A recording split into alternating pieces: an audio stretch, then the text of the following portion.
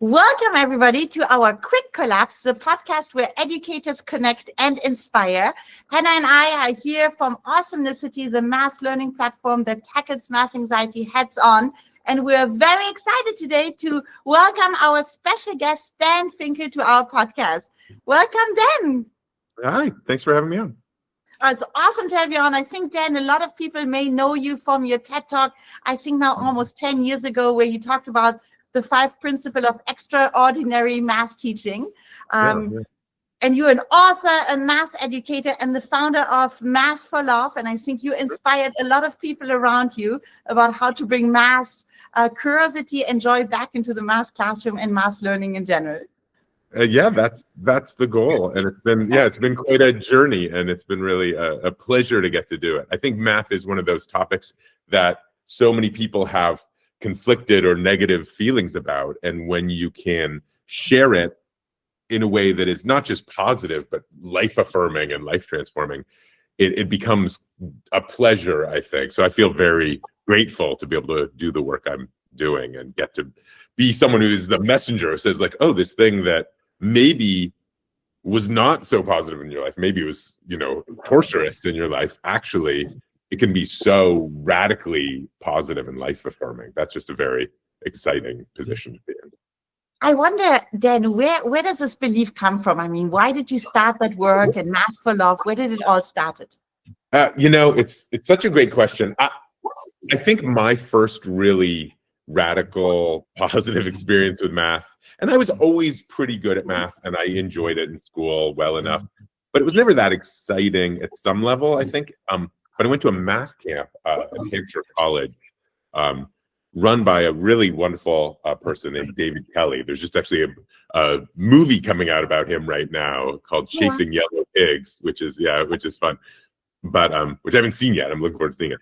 But that camp, I think, was my first experience doing math in a way that is somehow that I identify with, like, the math that mathematicians do, like the real experience of doing math. And it was so, it was incredible. And I think I had the experience then as like a 9th grader or going into 10th grade of, why didn't I get this sooner? Like, why is it only now that I'm seeing this?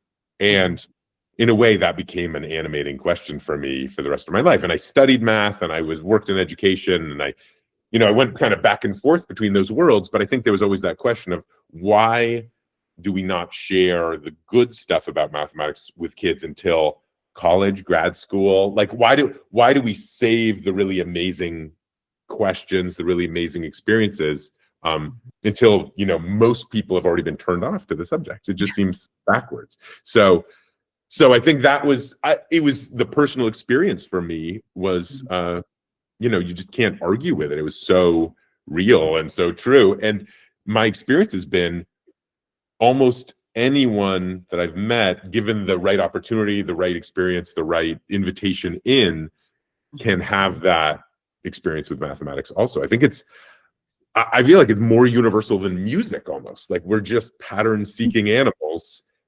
It's so fundamental to us to understand how the world works, and mathematics is a way that we impose order on the world and just make what is chaotic meaningful and understandable. And so I just think that experience is so empowering and so meaningful that people respond when they get to have the experience.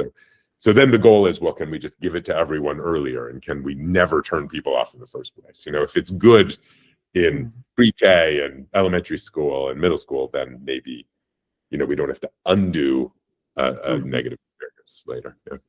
It's interesting, Dan, right? Like, because even you talking about it, like, I can hear like your passion and your joy comes really out the way you talk about it. But I can imagine, like, when you think like, oh, making sense out of the chaos, like, I could imagine how some people like, math is just intimidating. There's no sense for me and I never want to touch it. Like, I hated it at school. I don't want to do it again.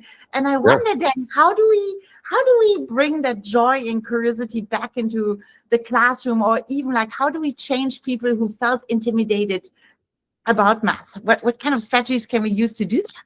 Yeah, I mean, in a way, the first thing that every teacher and ideally every parent or everyone who's working with kids does is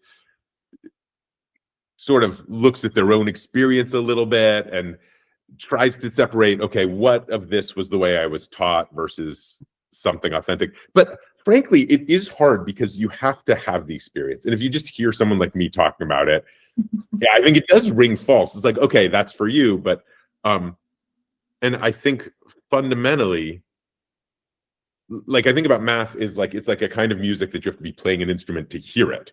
So if you're just seeing people playing instruments, you're like, what are those crazy people doing? But when you actually join in, you know, you hear it and you're like, oh, this is amazing. So there has to be, I think for students, and ideally for everybody, there has to be a kind of invitation in that is, in a changing of the frame. So what I like to do, somehow what I aspire to with students is to essentially be inviting them into play around in an environment. And that's sort of the experience of math that to me is kind of the truest sort of math. It is something that is, there is a kind of focus defined place that we kind of start messing around. One really nice way to do this is with games. And that's one of the reasons that I think games are a great teaching tool.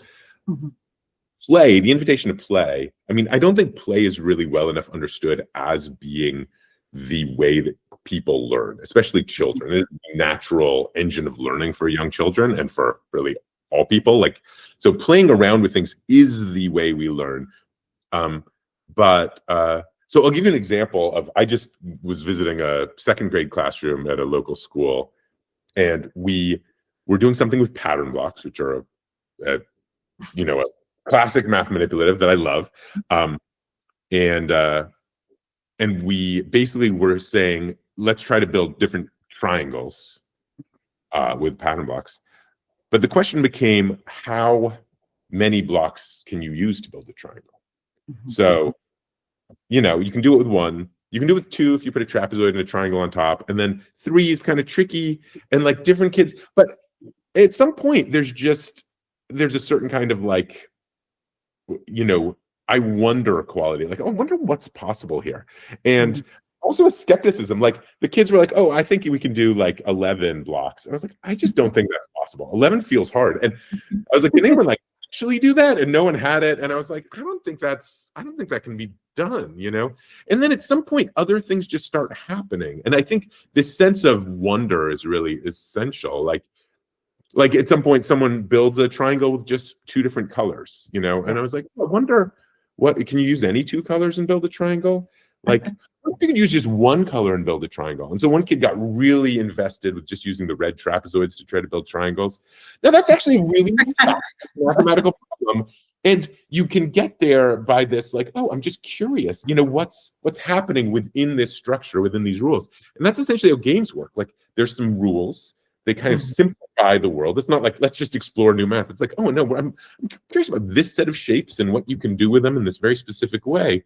But it's so natural for a kid to just start building things and trying things out. And the curiosity just bubbles up naturally in that context. So a question like that is a question that's great for like kindergartners, but also like 8th graders to say like, oh, how many of this size of red trapezoid can you use to build a triangle? Now I've played with it, and I know that you can use 3 trapezoids to build a triangle. You can use 12 trapezoids to build a triangle. You can use 27 trapezoids to build a triangle, which is what that kid actually discovered. He discovered 27 first and nothing else.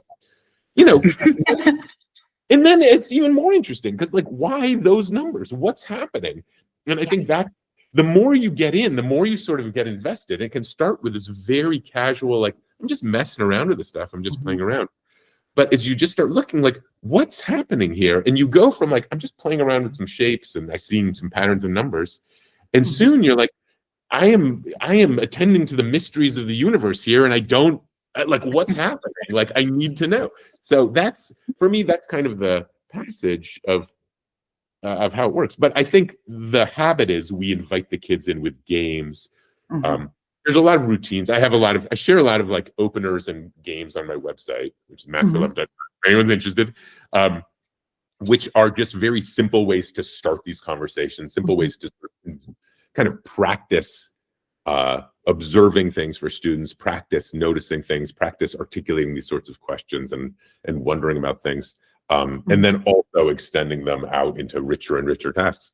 But for me, that's aspirationally what you're going to. It's these things that start with some sort of play of in investigating a new world, essentially, and then just getting more and more curious and excited about it as you go. And the math essentially enables you to become more powerful and do more as you explore. So You know what? Do you think I I was just going to say, do you think sometimes us as teachers were kind of held back by the fact we have to cover these objectives and we have to do all this? And like what you're describing, I love. But then I can hear teachers who are like, well, we've got to get through these 15 objectives. And there's no time to explore those trapezoids because the goal was actually identifying triangles or something. Totally. Do you feel kind of we're set up? Yeah, I have become very sensitive to this. And when I first started out, I think I was much more like, oh, there's all this wonderful stuff you can do. And I felt like I was getting that feedback from teachers of like, but okay, that's great, but I'm responsible for hitting these standards. And now what I always do is say, oh, by the way, look at all the standards you're hitting with this lesson. You know what I mean? And so actually, as we were doing it, we're also writing equations for each triangle that we were building. And I think very clearly connecting to the standards. I don't know. I mean, I would love a space where there's a little bit more leeway given to teachers to just try stuff out. I think that would be a better world. I think teachers have too many burdens on them. But also, you know, I am aware that like in the real world, there's a sense of like, I got to hit all these standards. And so I think you can do that. And my experience has actually been that doing these types of activities, when they're well chosen and kind of tie into the curriculum in a nice way, you can hit those standards and actually hit them more powerfully and in more meaningful ways. And I've been exploring this idea of like auto differentiating lessons. So a lesson like, oh, it's on like a second grade standard, but actually it naturally kind of hits this third grade standard or this fourth grade standard for the kids who are ready for it. And actually you can go back and like practice some earlier stuff for the kids who need it also. So we've been trying to design things that do all of that, which is, you know, it has to be pretty special lessons at some level, but I think it is also doable. But to the larger point, I think that the kids who have their curiosity activated and who are really invested, they tend to be learning the standards better also. Like it's and probably the more you do it, the better you get it. Oh, we just actually hit all of those without even realizing and kind of totally. And you want to make those connections explicit. Like, hey, did we notice how we were like adding at first, but then someone had the idea to multiply here because we were counting these things that were all the same amount, and that saved us a lot of time. And like, you know, so that's right. You do want to be connecting those also. Yeah. And I think, Dan, what you said, like, you know, this idea of like kids get so excited, they explore, that they're so much into it. But then also for teachers, this ability to let go, like, you know, if you're so standard focused, or like this idea of like, there's just one right way of doing it, they need to learn this one way. I think like when you talk about like your website and like there are tons of ideas on there, sometimes that's what teachers need. Like, right, I hear you talking about games, I hear you talking about exploration. I have no idea how to do it. Just give me some ideas. And I think sometimes starting at one website that you might like, or finding one little resource and just starting small, even if it's just like your 10 first minute of the lesson, right? Like that's already a win. Totally. And yeah, and you know, there's many ways to be a good teacher, and some teachers will really want to have more control over the class and not want it to kind of have everybody like going too far afield. But I think you can still have that kind of animating sense of play and curiosity in the work. And even I think, you know, even when things come up and it is like, I feel like there's something that came up or that comes up so often when I do certain just arithmetic questions where it's like, oh, I'm doing 160 divided by 5. And like, there's this trick that someone says like, oh, you can double both those numbers. It's 320 divided by 10, you know, and that's the same answer. So that's 32, you know, and that's a trick that's really cool. And you can imagine teaching that trick even, but there's just, I just feel like there's a moment of just saying like, why does that trick work? Does that trick always work? Like, is there something special about those numbers? Like, can I do it all the time? Like, can I always double both numbers in a division problem and it's just okay? Like, can I triple both numbers? Like, what's the limits of this little move here? And like, what does it mean? And just to leave that space open to not think you know something just because, you know, it gave you the right answer that time, but to say like, I actually don't get this yet and I deserve to get it. Like the goal of it for me to write the right answer down on the piece of paper, the goal is for me to actually understand what's happening here and understand the behavior of this thing. And, you know, there's plenty of space to do that in very standard arithmetic or, you know, classic, you know, there's a lot of really interesting stuff happening there that, you know, even, you know, it's funny, there's even questions about arithmetic that are still unsolved, you know, that no one knows the answer to, that are, you know, it's very interesting I think it's very interesting and exciting for kids to know that. Like there's a classic problem called the 3n+1 problem or the Collatz conjecture. I don't know if you've heard of this, but so you take any number, so pick a number less than 20, just so it's sort of, so Okay. 4. 4, great. So 4 is actually, so this one's gonna be quick. The rule is if it's odd, you multiply times 3 and add 1. If it's even, you divide by 2. So 4 even, divide by 2, you get out 2.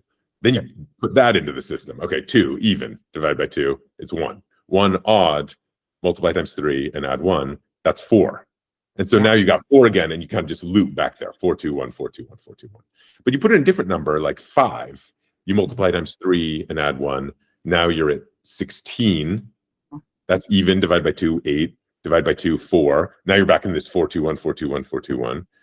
Nice. And you could ask, well, do you always end in 4, 2, 1, 4, 2, 1, 4, 2, 1, or what else can happen? 7, you know, it goes to 22, and then divide by 2 is 11, and then that's odd, so you multiply times 3 and add 1, that's 34, and then you divide by 2, that's 17, and then you multiply times 3 and add 1, that's 52, divide by 2 is 26, divide by 2 is 13, multiply times 3 and add 1 is 40. I'm going fast, and then half of that is 20, half of that is 10, half of that is 5, then 16, 8, 4, 2, 1. Oh, so that's 4, 2, 1, 4, 2, 1. So a natural question is, does it always end 4, 2, 1, 4, 2, 1, 4, 2, 1? No one knows the answer to that question. That is an unsolved problem. No mathematician knows That the answer. is so cool. That is so cool. Not only does no one know, I think it's sort of understood that like we don't even know where to start almost. Like it's so hard to even know how to approach that question for every number. Like start with there's an infinite number of numbers. How could you know that for everything? Like how do you understand the behavior that's going on there? So that's a question. My question is, who came up with that question? Like, it's a great question. Yeah, in a way. This. Yeah. I assume Collatz, who it's named after, but I don't know who that is actually. But no, that's right. I mean, mathematics just kind of has these interesting questions hanging around, which somebody notices something somebody was playing around, right? Like, why would someone be messing with this? They were just messing around and noticed something and got curious about it. And, you know, nobody knows. I wonder then how people shift their mindset though, right? Because I feel like when you look at students, we have so many students who are like, I just want to get the answer right. And if I don't, then I'm not good, or I don't even want not to be good. The faster I can get it, the better I am at math. And I wonder, how do we even shift the mindset in teachers and kids that, you know, struggle is actually important and making mistakes is important? How do you make that shift? Yeah, I mean, in a way, this is this like framework of you need a place to play around. Like for me, again, games are the natural way to do this because you have a set of rules that you play around with. And so, you know, in games, it's nice. You're trying to win the game. Right. But if you have a choice in the game, there's a natural question, which is like, well, did I make the right choice? Do you know what I mean? There's another game. This is one of my favorites is Pig. I don't know if you know this game, where the classic game is you just roll a die and you get to keep the points. So I roll a 5, and okay, now I have 5 points. I roll again, I get a 4. So now I have 9 points, and then I get a 2, and now I have 11 points. I can just keep going as long as I want. But if I ever roll a 1, I lose all my points, and my turn's over. So I can either the 1. Yeah. I can make my points and save them, or I can keep kind of risking it. But it's really interesting because you have this very simple choice, which is where do I stop and bank my points? But there's so much to think about in that context. Like, okay, like I've got 10 points, I've got 15 points. Am I good? Should I risk it? Should I keep going? Is there a right strategy in this game, or, is it all luck? Like, what is it? Those are very interesting questions, and they come up naturally in a game that basically is, you could just see as arithmetic practice. Mhm. And Mhm. so there's, yeah. So I think that model of like, okay, the Collette's conjecture is like that too. I'm multiplying times 3 and adding 1 or dividing by 2. Why does this happen? Does it always happen? The arithmetic in this context, first of all, I do really care about getting the arithmetic right. Do you know what I mean? Because I'm actually investigating something. And so yeah, it's sort of it's a multifaceted question of like, how do we move kids from this? I just want to be quick and get it right. There's some kids who are like, I just want to be done with it.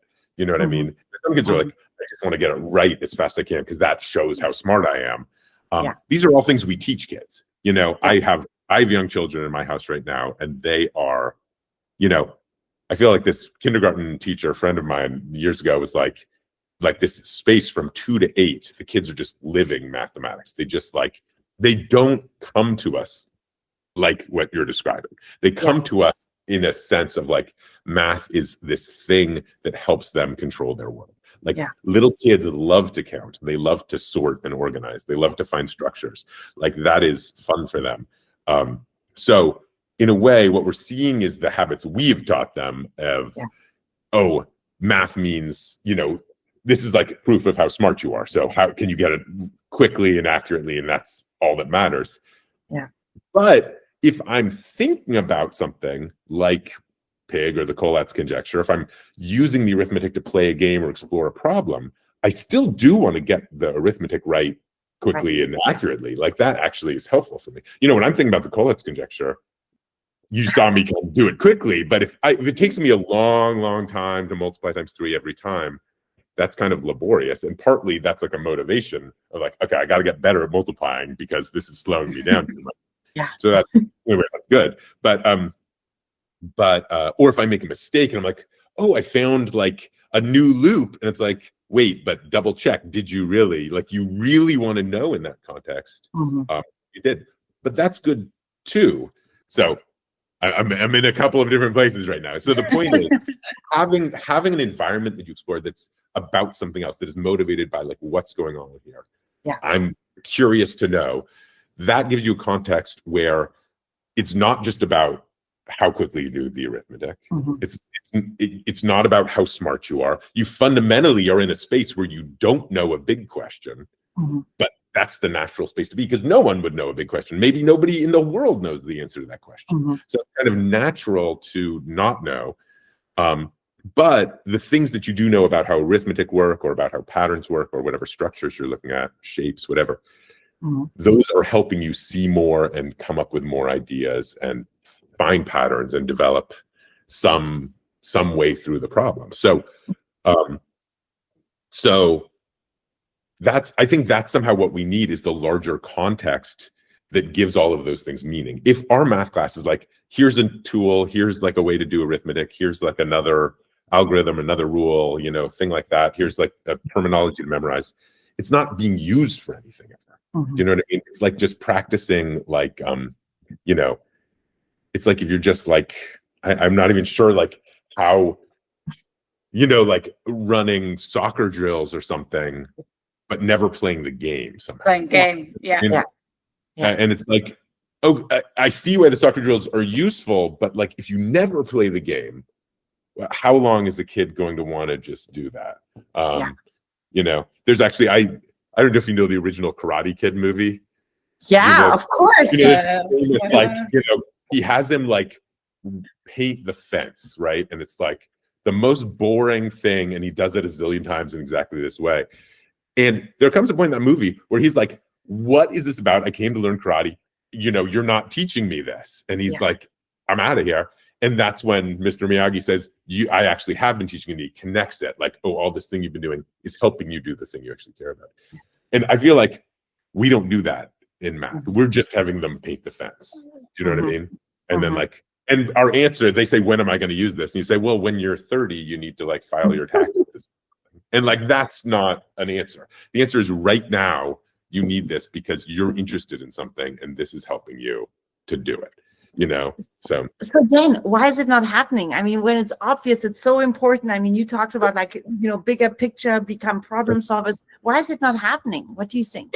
Yeah, I mean, there's so many, I mean, education is a very complicated system. There's so many stakeholders, so many countervailing forces.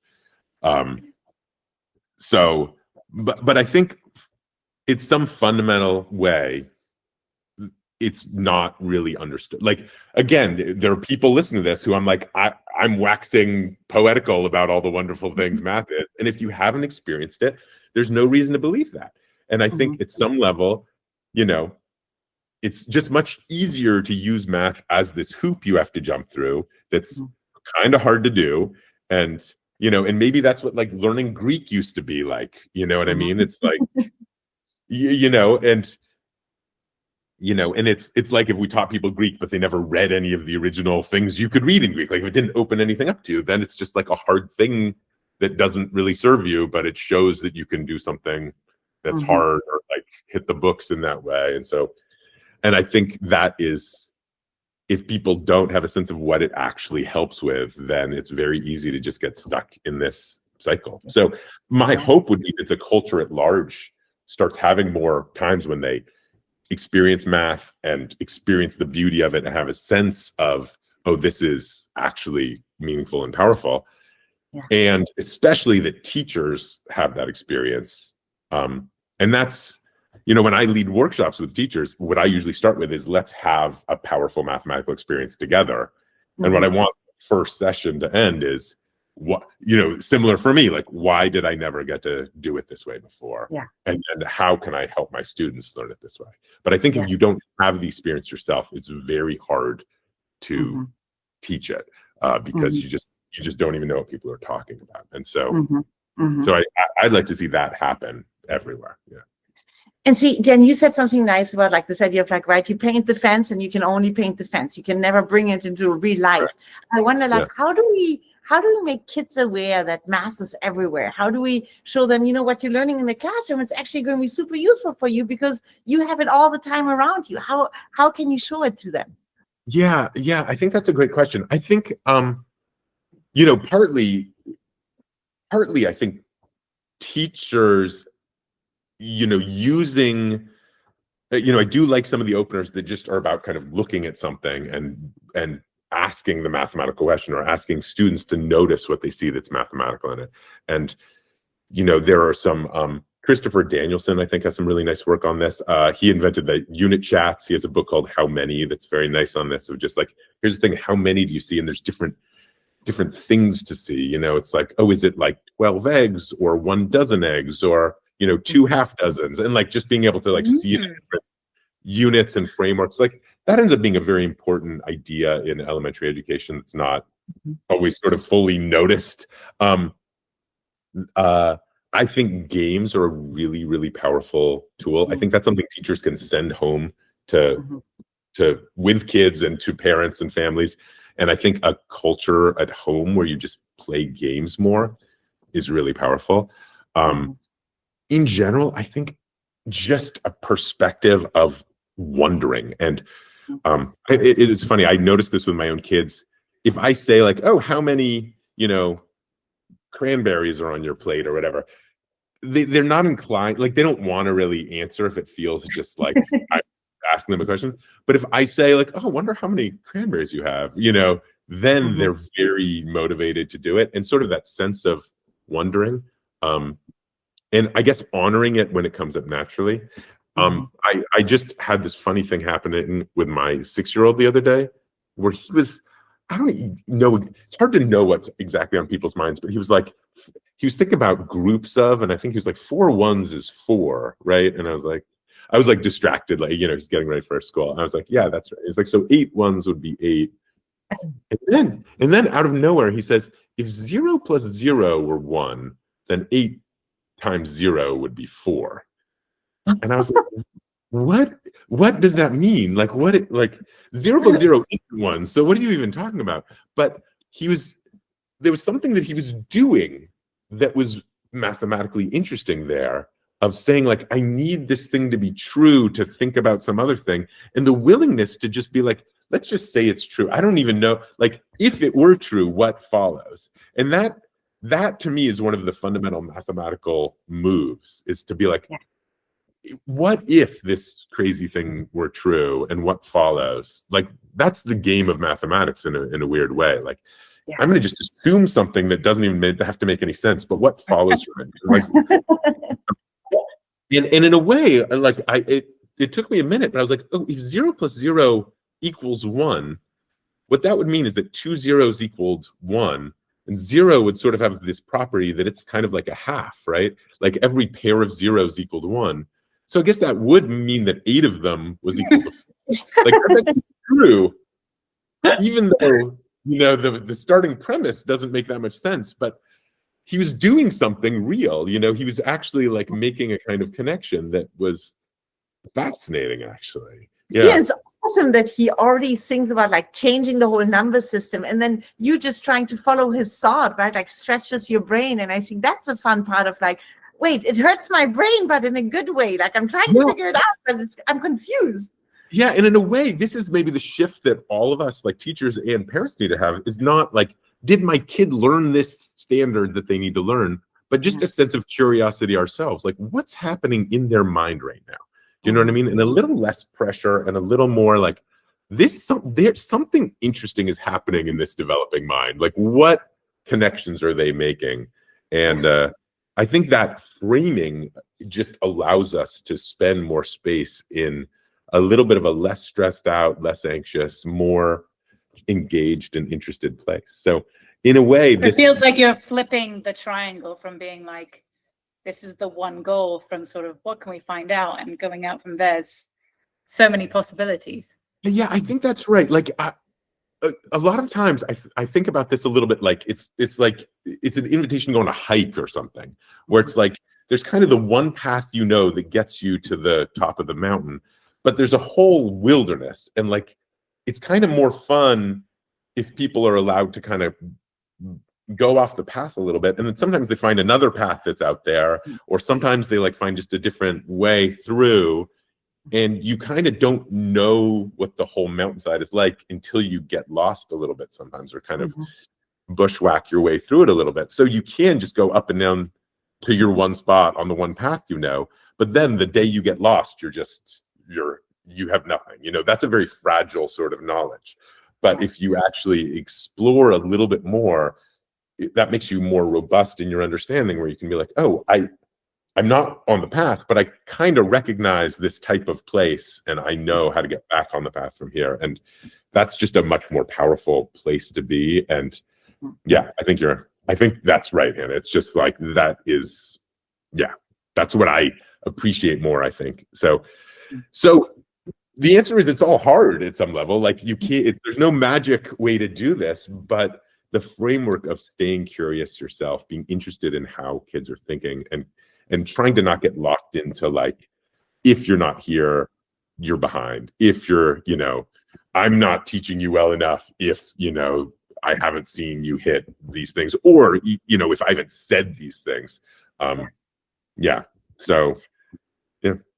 You know, I love the idea of like, I mean, this idea of like, when you show kids why they're learning something and why, like, it's in their life, right? I think like it's a little bit like this idea of like, you know, we always say, oh, if you look for the positive things, you see more and more positive things. I think once you start looking for math in real life, all of a sudden you see math everywhere, right? And I love when the kids all of a sudden discover this, and they're like, I know my kids today actually were eating waffles and blueberries, and my son put all the blueberries in every single waffle square, and he's like, look, I have an array, it's 4 by 4. And then his older brother came, and he's like, we can do diagonals. And we were talking about breakfast and waffles, and I was like, this is so cool. I love that they can just talk about math. And, you know, and I think once you start doing it, all of a sudden it becomes this fun thing of like, wait a minute, I'm seeing something else. And that's what we want in kids, right?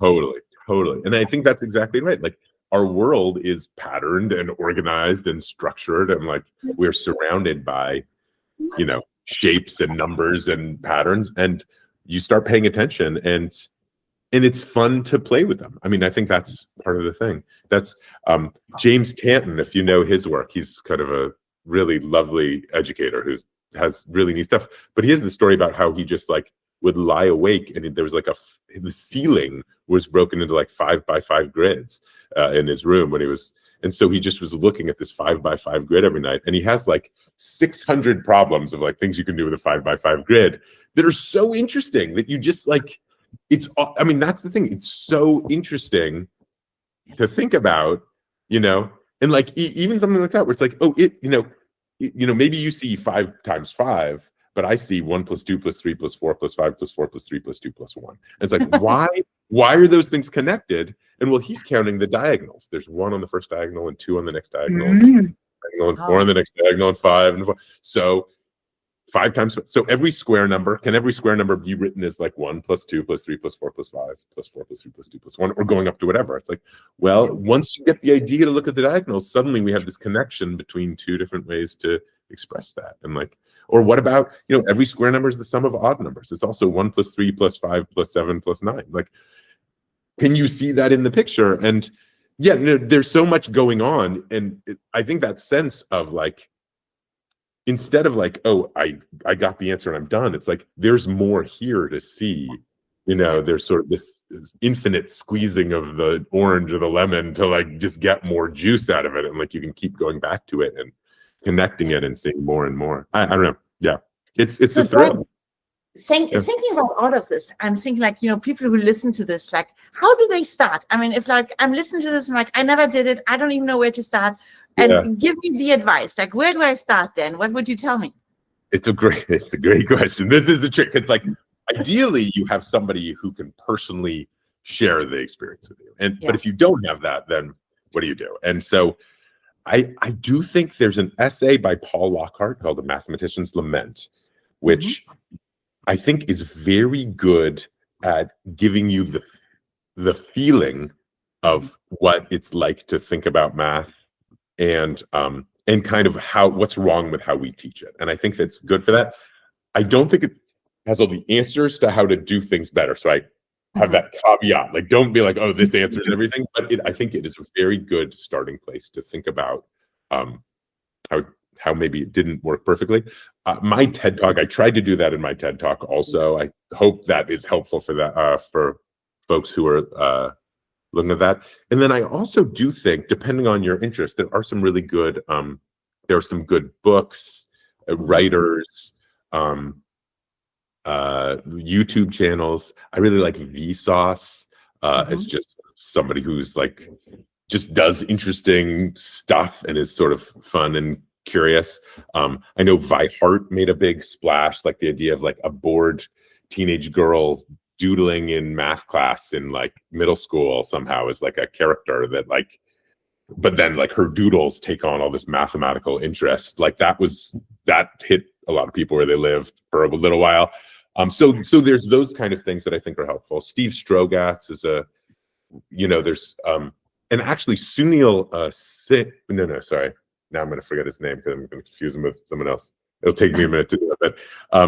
But like Fermat's Enigma, some of the math history books are I think really excellent, actually. And like the sense of like, oh, there's like a story here. I don't know if you've read Fermat's Enigma, but it's like the story of Fermat's last theorem, which was another one of these unsolved problems.